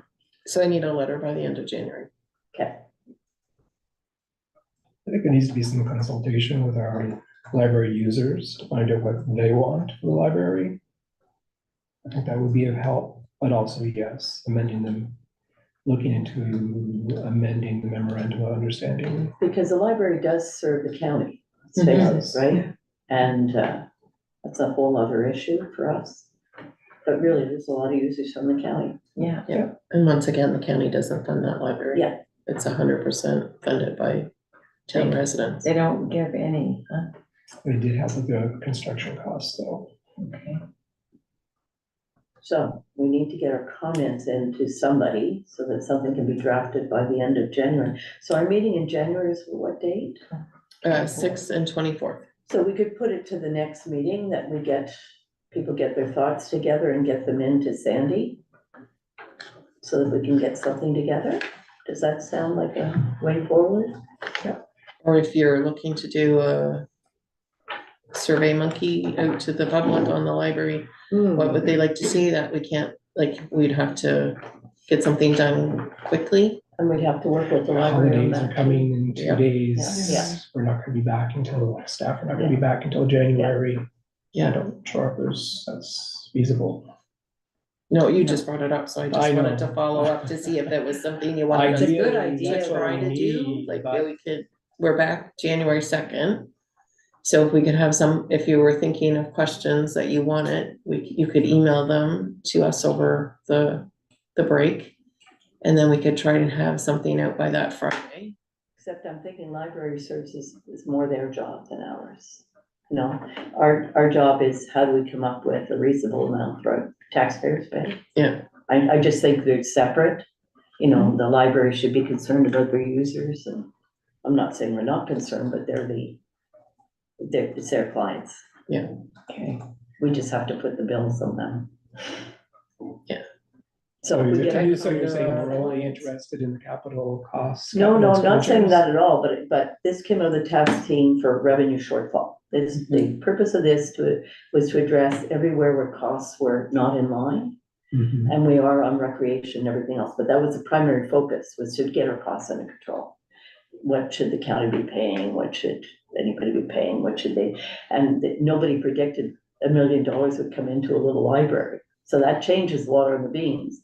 I'm sure had anybody known that this could happen, there would have been somebody asking to revisit that agreement. I don't think anybody contemplated the impact of that $1 million. 1.2. But in 2021, we were asking them, we were saying, how can we get these costs under control? So to me, it's worth revisiting. That was the point, was trying to control our costs. Because we used to host it completely here. Well, the costs went through the roof when they moved. But at that time, nobody knew we'd lose the funding from the tidal power plant, nor did we know huge bequests that would come in. That would make it entirely possible for them to operate it themselves if they chose to do it, not saying that they should. Can I just ask what these other costs outside the cleaning supplies are? These codes breakdown? I'm assuming Bell must be internet. Mm-hmm. What's our way? Archway Insurance. So does the library not have insurance for their own library? Their contents and premises liability, that sort of stuff, people going into there? We own everything but the books. The equipment's ours. I know we own the shelves. Yep. All of the equipment in the innovation lab is owned by the town. Yeah, we got that. The other one is our quarterly fees. So we have to pay to have a library, right? So we pay the library, Valley Library, $850 to be a library? Every municipality Yeah. has to pay Contributions. an amount based on their population. And And How many books they? And No, No, it's based it's- on how many people you have. What is it? Okay. So Annapolis is uniform very assessment, small. yeah. It's one of those uniform assessment Well, it's ones. $3,400. And then the Fosters is the fire extinguishers. We Mhm. have to have those serviced every year. The in Woodland is the cleaning. Then the condo fees and the Nova Scotia Power and propane and So the Woodland is the cleaning, but underneath Yeah. it is It's the the cleaning supplies. supplies. So it's the hourly thing and then. Yeah. So we have over 10. Oh, it's monthly, you have a monthly, no, that's, sorry, I was looking at Foster's.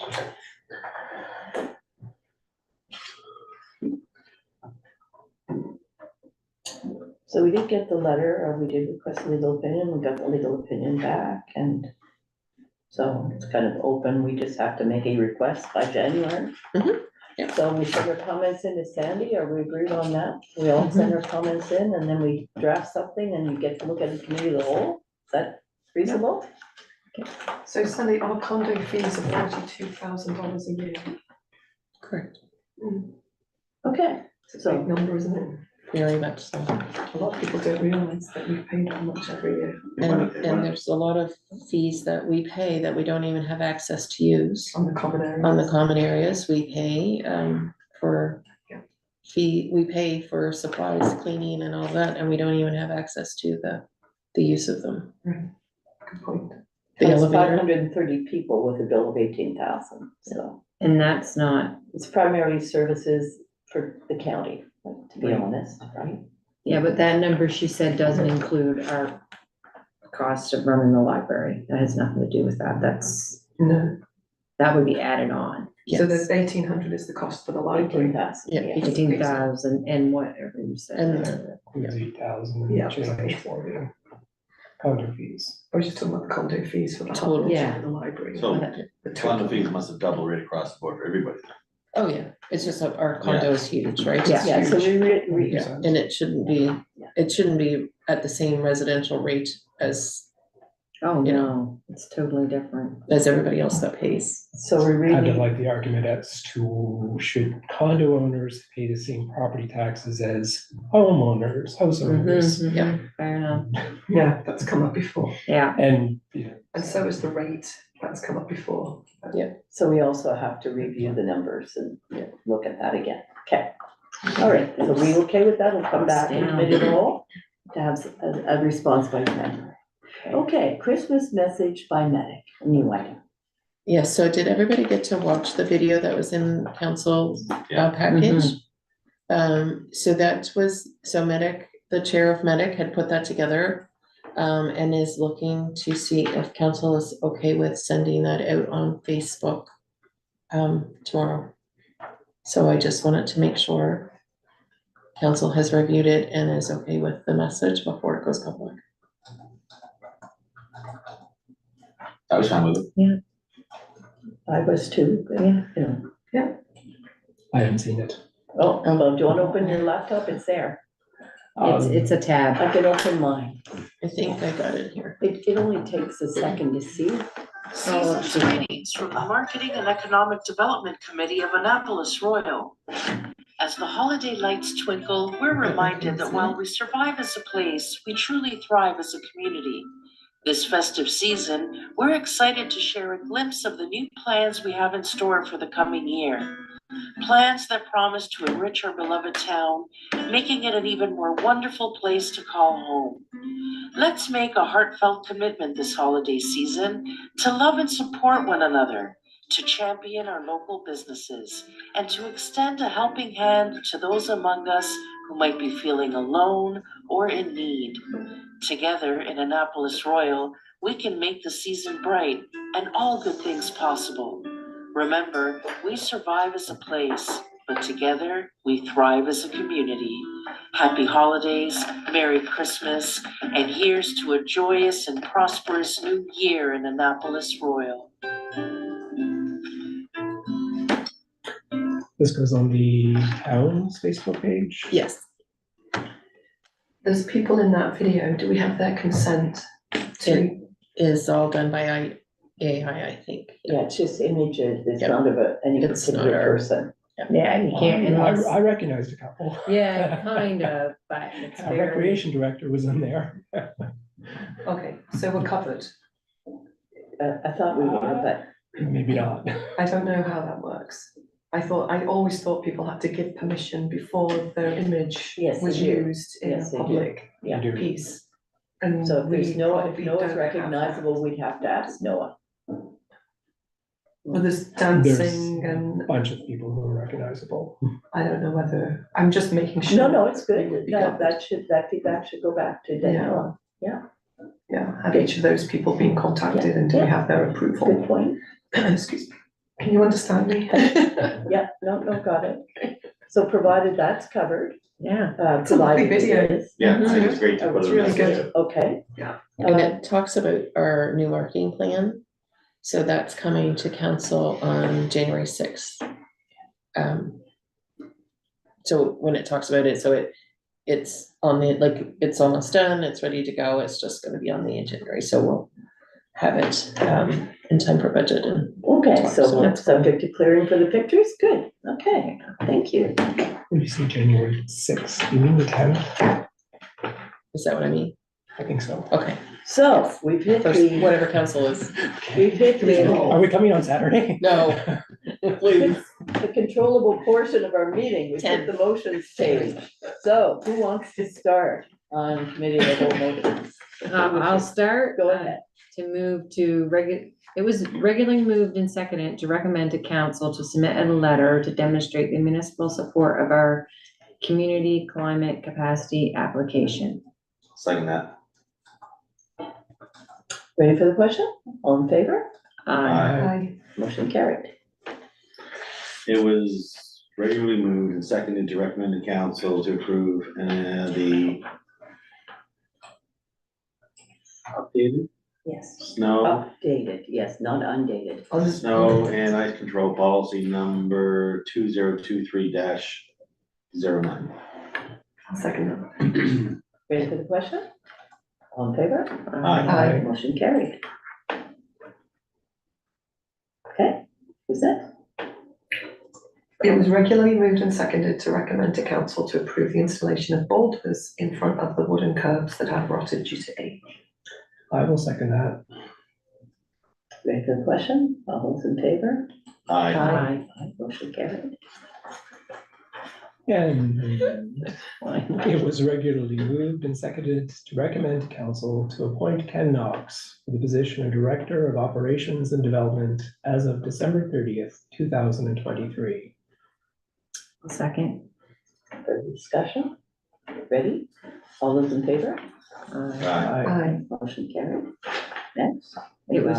It was regularly moved and seconded to recommend to council to change the Environment Advisory Committee policy number 2018-1 from 5 committee members to a maximum of 7. Second that. Is there any discussion with any of these motions? Yep.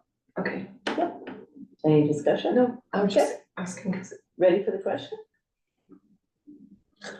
It's because of the Is there way. any discussion? it's because of the wording, Yeah, it's it we're not shouldn't need- actually Yes. moving, No, it's no, just strange. no, that'll be changed in the It feels minutes very to read, I robotic. move, don't worry. Yeah. It'll- Okay. It'll be changed. I know that we've had discussions on Yeah. some of the previous No, motions. the fact but that you when no brought it up, discussions you today. moved it. No, you're absolutely right. Yeah, You we know, hear the- ya. The snow clearing, we didn't have a Okay. discussion, so on and so on. So Okay, ready for the question? All in Yeah. favor? yes, aye. Motion carried. Next. It was regularly moved and seconded to recommend to council to approve the updated letter on glyphosate spray to be sent out. I'll second that. So we had talked about this, the Environment Committee, and there Yes. was a final draft that was worked on. There was some wording that was changed. Yes, Because there was a class action lawsuit. yes. So we made sure we were correct with that. Mhm. So on this particular issue, see, it's outside of the mandate of the Environment Committee. How is that possible? Because of the policy, Environment Committee policy that was included in our package states that the committee is only concerned about environmental issues that directly impact upon the land area of Annapolis Royal, the town of Annapolis Royal. And I don't think that glyphosate is being sprayed over the town of Annapolis Royal. Except we have people here who have been exposed. Except you'd have anybody with burial spray, according to the letter. That was the reason the committee took it up. Paula, do you have? I know the letter states that, you know, because certain areas of the province have been sprayed, everyone in the province is affected. Because but is there any scientific basis for that? Well, the committee spent a long time on this, has done 3 rewrites of the letter. That's where we are today. Yeah, but is there any scientific basis? Yes, I understand that they've rewritten the letter 3 times. But is there any scientific basis for their argument that the entire province is impacted upon this? You know, I know that the province, as other jurisdictions, have setbacks so that populated areas are not directly sprayed upon, and there's a fair distance between. Is the committee saying that those setbacks are ineffective? And if so, why isn't that included in the letter? I guess we've sent it back to the committee at least 3 times that I recall. Is there other discussion?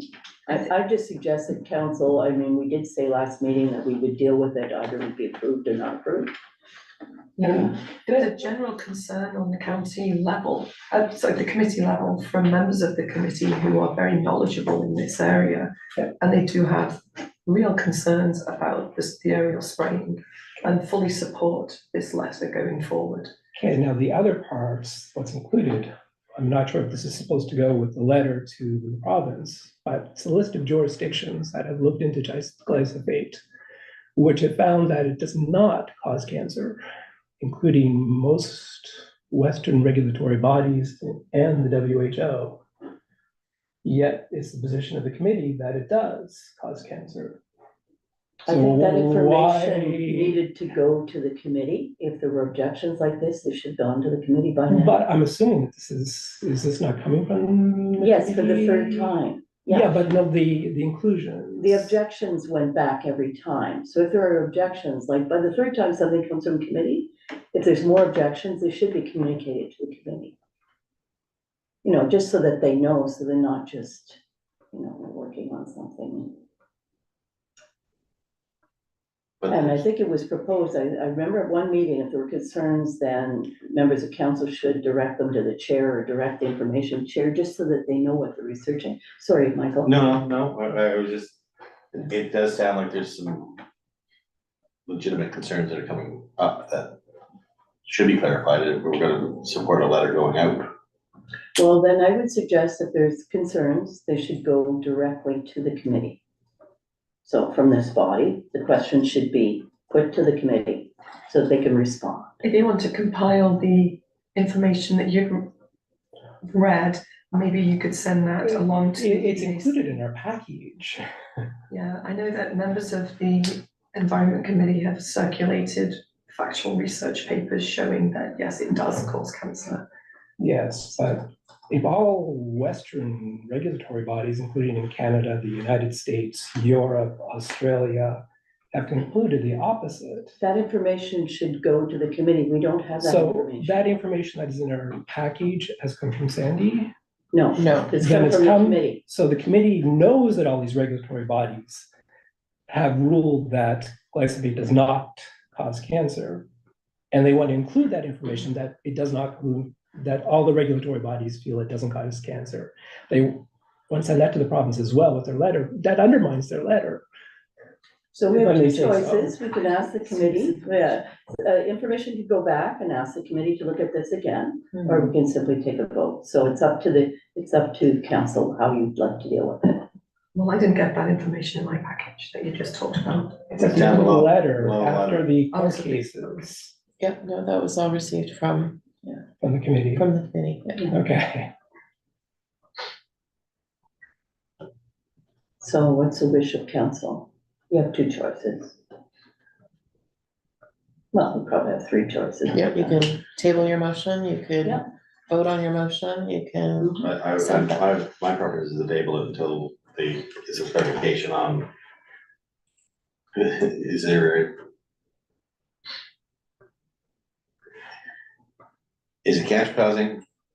Or is it not? Like, why are we putting a letter out if it's not a? I think at this point, Michael, because we've directed them, we've taken stuff back, we'd be better if those with the objections were to put that in writing so that that can go direct to the committee. Because Paul and I are both representatives on the committee, we've done our best to convey the wishes of council. I think you need to put exact, and the rest of council, I'm sure will support this. If there's a question, of course, we need to get it answered. But it should be put directly to the committee so that they can deal with it. And I think we should table it Yeah. until those can be just clarified. Yeah, I'm not sure if it's necessary. I'm not going to support this letter. I will say that right now. Because despite some studies that may have been read by committee members, I can't go against what Health Canada and regulatory bodies across the world have concluded. You know, are we saying that all of those bodies are wrong, that they're mistaken, including the WHO? Does our committee know better than all of those organizations? Now, if the rest of us feel that they do, then we can send them a letter, but I can't support the letter. And I can voice my concerns to the committee, but they're not going to be able to go back and say, well, actually the WHO was mistaken for this reason, and convince me that they're correct and the WHO isn't.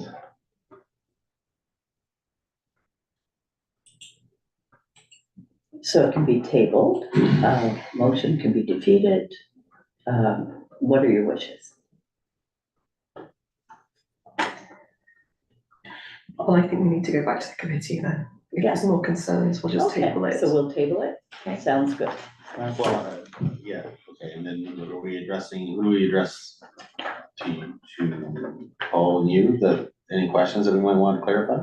Well, I think we need to know what your questions are, and we'll take those questions back and we'll get them clarified at the committee level and then come back. So Councillor Papadine is the council representative, so you could send them to Well, I just, to yeah, her. And we'll get I them on need to the get agenda. clarified on exactly. Okay, good. Just because We have a way. of Amory's just Yeah. ex officio, so Yeah. you're the Yes, send them to representative, me. okay? Yeah, Okay, send them to me and I'll compile them and we'll get them on the agenda for January. sounds good. Thank you, Paul. No problem. Okay, We'll get there in the end. okay. I forget where we are. We're now Please. on, yeah. On police, thank you. Okay, so whose turn is it? Paula. Yes. Are you feeling like reading, Paul? No. Okay, I'll, Okay, Procure and procure. go ahead. Okay. It was regularly moved and seconded to recommend council to approve the change to quarterly meetings for the Board of Police Commissioners bylaw, with the understanding that the bylaw requires updating and ministerial approval. I'll second. you ready for the question? So this one currently is monthly meetings, and the committee wants to change them to quarterly. So they can't just do that on their own because it is a bylaw. So that means it has to go to first reading, second reading, and out to minister for approval before the change can happen. And if something comes up in the meantime between quarterly, they would just hold a special meeting. Any discussion? Ready for the question? All those in favor? Right. Aye. Contrary minded? Aye, motion carried, thanks. And we're Okay. moving on We to got- motion 2. It was regularly moved and seconded to recommend to council to send a letter to the Minister of Justice on behalf of additional officer program funding. And you have the letter in your package. Did everybody get a chance to see it? So was that, Mike? it was included? I can second that, yeah. Yeah. Sorry, a little slack on my part. Any discussion on that? I wasn't at the Board of Police, so I'm assuming that it was just the increase on the, Boots to the street. Streets. It used to be called Boots to the Street. It's a different name now. Yes, Is it- that there hasn't been an increase since, ever, yeah. for our portion, but other yeah, the stuff for the federal programs. The was contracted increased. police services. yeah, this is just for that one program. Two For them thousand to and look at eight. it, to see if there would be, Okay. I remember the Additional. Previous discussions on it. I just- yeah. Okay, perfect. Okay, all in favor? Aye. Contrary minded? Motion carried. Thank you. We'll quickly go through reports. You've got my mayor's report. I only have a small change to put in. What tab was that? 12. Okay, so the only changes I have to my report, we did not get the net zero money for the feasibility study. However, that was for 50,000. Our application's already gone for the 105,000. And we have a third grant application to cover because we weren't sure we'd get one of those grants. And other than the New Year's levy, that was it for me. There is a New Year's levy. Yeah. It's town and council. It's a little partnership that we're going, so hope to see you there if it's something you'd like to and can make to. It's a great Okay, event. that's it. Question on the levy. Oh. In the notice that they sent out, they stated that it is not a formal event, it's more of a relaxed setting now. Is that, Was it on there? did you see that on Well, there'll still be a receiving line, Yep. a few speeches, Okay. but casual attire. I think they used to insist that people wear tie. Yeah, Oh. it was very formal before, so I was just trying to get my New management. head around But you the. could still wear a tie if you want. I'm not sure. I It's think 2 o'clock or No, noon noon till. to, It's noon to at 4. lunchtime, yeah. Yeah. It's a great event. I can send that to you. Yeah. That's changed I'll too, send you the isn't it? little Most link. important. Yeah, is 'cause when it's- it's- I'll send it, it's- I'll send it's it, nice so. to welcome Yeah. Invite to Paula. Yeah, it is Okay. noon. And if you're in the lineup, if you're going to be part of the receiving lineup, then they ask you to come 15 minutes early just to make sure you're there for, In position. yes. It's a nice event. CAO's report is at tab 13. Any Yes. questions for Sandy? Oh, you have other things that you want to add? No, my report was in there, I was in and out of the office quite a bit, but it looks like I still managed to get some stuff done. I didn't know if you had any questions. Well, you said union negotiations. Did you mean date set for conciliation, December? Oh, yes, Conciliation. yeah. So Not that's passed. consolidation. Yeah, Okay, good.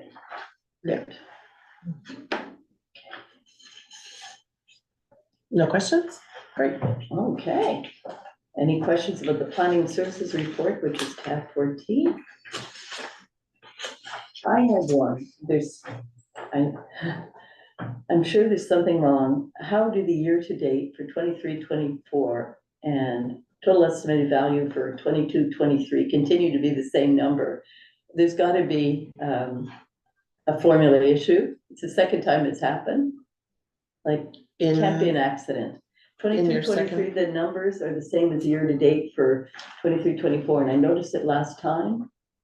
There's something wrong. It's probably in his formula or something. Yeah, I can confirm Yeah, that with somebody him. can ask. But sometimes there's no building in those months, so it would be just carried over the same, right? Set value year-to-date and value year-to-date, it's Yeah. 2 fiscal years. I just can't imagine how that happened. Yeah. Anybody else for anything to do with planning or water? No? Okay. And then we had, I think after that, It's the water report. the water report, yeah, and that was showing absent as well. Okay, so that's done. So medic, we have a report from Councillor Sanford. Did you have anything you wanted to add for that? No. Got her report. And she sent a beautiful little map of the parking. No, that Oh, was that was policy. my fault. I goes Oh, working I'm sorry. where? I thought it was That a goes with the condo. marketing, and Oh. I'm on the wrong report. That's okay. Medic, back to medic, sorry. Yeah, I I'm sent that. Yes. Does anyone have any questions? Sorry about that. Okay. And your Board of Police report was on the same? Yeah. Everybody okay with that? Yeah. Planning and Heritage, Councillor Sanford again. Yeah, we didn't meet, did we? No. You don't have to report. Because if not, I missed it. And Twinning have nothing to report. We're going to go to the presentation in January, so that's done. And then Yeah. Councillor Weir for the library. I'll be quick. Library board met on the 16th of November in Berwick. consideration was given to a report by Grant Thornton on the board's financial processes. And as a result, consideration is being given to contracting out most financial operations. Fiscally, the board is under budget for the first 8 months of the fiscal year. And we may be in surplus by the end of the year. This year, next year. Locally, the board is planning to acknowledge the Evans bequest to the Annapolis Library with a press release, which we'll be considering here. As well, there'll be a name unveiling at the library on the 21st of February. The numbers at the Annapolis Library remain strong, with circulation up nearly 13% over last year, and wireless internet usage at 3,528 hours per month on average is the highest among all libraries in the region. Because of our poor internet over the mountain. Well, there is usually something on the. Yeah, it's in the package. Internet cafe. It's under correspondence. And we next meet in February. Great. Any questions for Paul? Nope. Traffic flow, Councillor Weir. Traffic Flow Advisory Committee, we met on the 7th. The agenda was rather slim. We gave consideration to the proposal from the condominium board of the academy to reassign visitor resident parking spaces from the back of the building, what we'll call the Ritchie Street lot, to the south side of the building, what we'll call the School Street lot. As a result, all spaces at the back of the building will be for the hub, assigned to the hub. The committee decided that this didn't really have any impact on traffic flow in town. We only asked that the board make it clear that the affected residents that this is a board decision, not a town decision. And we're next meeting Very on helpful. January 11th. Very helpful. Any questions for Councillor Weir? Okay, over to Friends of the Pool, Councillor Hapton. The pool it's deferred until next month. I'll give you a report then. And the other two I've submitted. You submitted your report. Yes. I have one question. What was that? Oh, yes, in your condo board report, scaffolding may be required to access those in the loft units. Yeah. So today at Valley Waste Board, we heard that some of the staff are being trained in things like overhead doors, like training. So I asked if there was any ability to, so apparently they would make the staff available to municipal units Oh. after training. So I asked, what about private organizations? And he said they hadn't thought about it, but did you get the impression they were going to consider? Yeah, I Yeah. think they were. So anyway, I'll get back to you on if they're going to do something, but they're doing the training.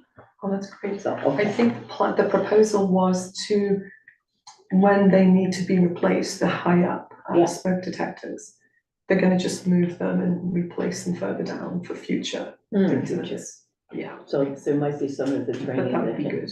okay, so Thank we'll you. find out. Okay. Any other questions for Councillor Hapton?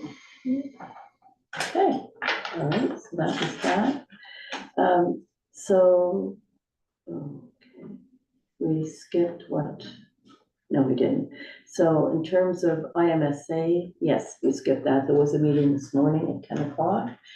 Ridership on King's Transit is up 22%, keeps going up and up and up. They continue to have terrible problems with old buses. They can't find replacement parts for. They have weeks of delays getting parts. Drivers, same problem, same issue. And the rest will go to in camera on that. Okay, so who's next? So, okay. The last so- one is accessibility. And that, there's been no meeting, so that's done. Good job, everybody, we got through reports. Correspondence, news release on the Evans bequest, So that's just for your information, tab 16. Yep, the library released I think on Friday, they released the news release, right? So That's just the one that